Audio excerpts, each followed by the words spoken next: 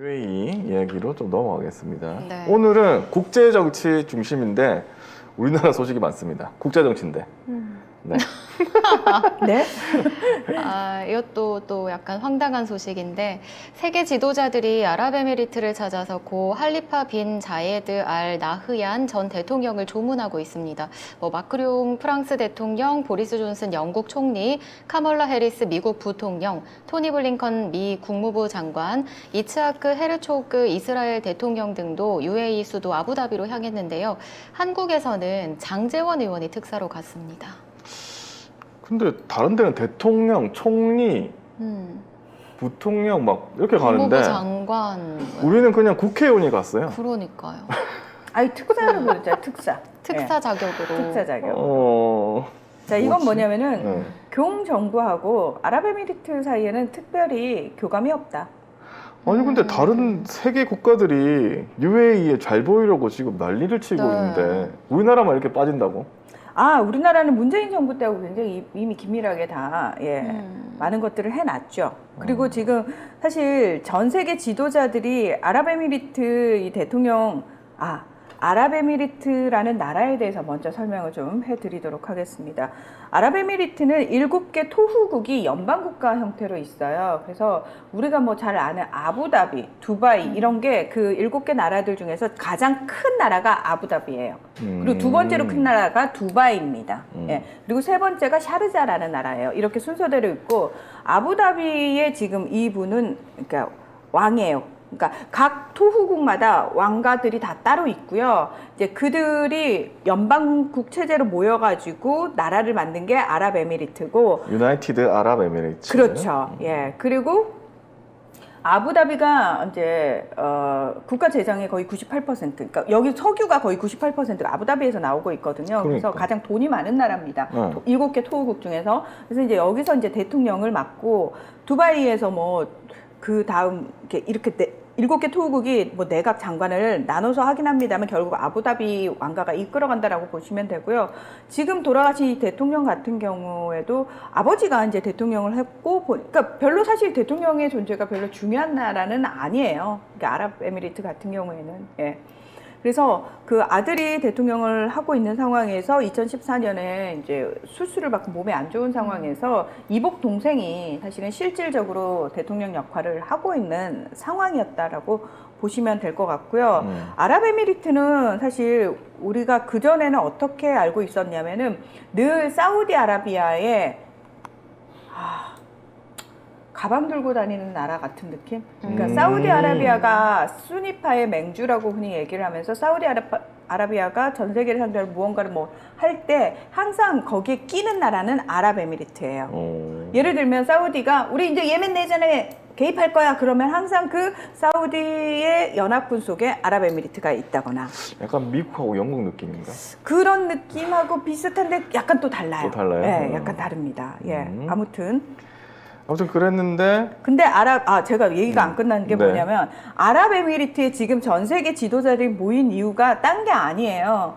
그전에는 그렇게 사우디에 가려가지고 늘 그냥 사우디랑 관계를 좋게 하면은 아랍에미리트는 자동으로 그냥 같이 물고 들어가는 거지 해서 아랍에미리트가 더 이상 사우디의 그늘 아래 있고 싶지 않아 하면서부터 이제 약간 이 두 나라 사이 균열이 생기기 시작해요. 2015년에 예멘 내전에 아랍에미리트를 데리고 들어갔는데 사우디가 계속 쳐맞았거든요. 후티 반군한테.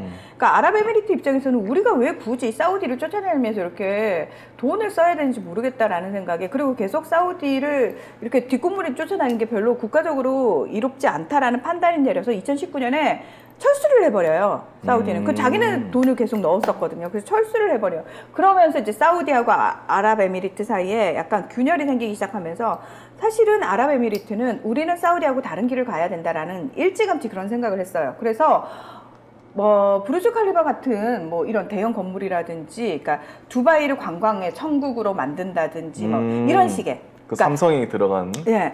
사우디는 폐쇄된 국가지만 아랍에미리트는 약간 오픈을 해서 다른 방향으로 나라를 발전시키려고 했고 사우디하고 이렇게 약간 궤가 달랐는데 사우디의 MBS라고 그러죠. 무함마드 빈 살만 왕세자가 실권을 장악하면서부터 이 언제까지 석유를 가지고 우리가 사우디가 먹고 살 수 없는데 이 상황에서 우리도 탈석유를 해야 되는데 일명 2030년까지 석유가 아닌 다른 걸로 국가 경제를 뒷받침하겠다라는 프로젝트를 시작을 해요. 2030 비전 2030으로. 그러면서 사우디가 눈을 돌린 게 아랍에미리트인 거예요. 쟤네들 이미 앞서서 하고 있는데 우리도 저 모델을. 그러다 보니까 사우디하고 아랍에미리트가 경쟁 관계가 돼버린 겁니다. 그러니까 사이가 더 안 좋아진 거죠. 그래서 아랍에미리트가 발빠르게 더 이상 이제 사우디를 통해서 뭔가를 하지 않고 사우디와 뭔가를 하는 것보다는 한국을 비롯해서 프랑스, 독일, 유럽의 나라들, 그러니까 손잡을 수 있는 자신들에게 어떤 일본도 마찬가지고요. 그러니까 첨단 기술이라든지 또는 제조 부분이라든지 도움을 받을 수 있는 나라들과 굉장히 외교 관계를 깊숙이 하기 시작했어요. 2019년부터. 예. 그래서 지금 마크롱까지 날아온 건 뭐냐면 프랑스가 아랍에미리트하고 상당히 관계가 긴밀합니다. 그래서 어떤 의미에서는 아랍에미리트 입장에서는 우리는 오픈 국가로 가면서 많이 발전을 할 거니까 니네 그런 첨단 기술 우리와 조인할 수 있는 나라들 다 와라 라고 오픈을 했기 때문에 지금 기회는 찬스다. 사실 이렇게 조문을 가면은 고위직하고 만날 수 있는 직접적인 기회잖아요. 그걸 활용하기 위해서 세계의 그 정상들이 아랍에미리트로 간 겁니다. 근데 우리나라는 윤석열이 신세계 백화점 간다고 장지원을 보냈어요. 아니 뭐 바쁜 일이 있는 것도 아니고 장지원 그냥 국회의원이잖아. 뭐 나라를 대표해서 갈 만한 사람이에요, 그 사람이? 그건 뭐냐면은 저희가 확인했습니다. 선거 기간부터 확인했습니다만 국제 정치에 대한 개념이 없어요. 외교에 대한 개념이 없어요. 없어도 이렇게 없을 수가 있나? 정부는 외교에 대한 ABC 기본이 없어요. 기본이 없어요. 그래서 지금 사실은 우리가 왜 흔히 정권이 바뀐다라고는 얘기는 하지만 인수인계를 받는다라는 게 딴 의미가 아니에요. 제가 지금 외교 분야만 해도 인수인계 받을 게 되게 많아요. 각 국가하고 문재인 정부가 굉장히 긴밀한 관계들을 많이 맺어놨는데 그 진행되고 있는 사업들이 수백 개, 수천 개일 거 아니에요. 그러면 어떻게 되고 있는지 어떤 식으로 신경을 써야 되는지를 다 이어받았어야 되는 거예요. 그렇죠. 근데 이걸 하나도 안 한 거예요. 하나도 안 한 거예요. 세상에. 관심도 없습니다. 네. 그럼 그냥 아무 생각 없이 야 너가 갔다 와 이런 수준이라는 거죠. 그렇죠. 그러니까 개념이 없어요.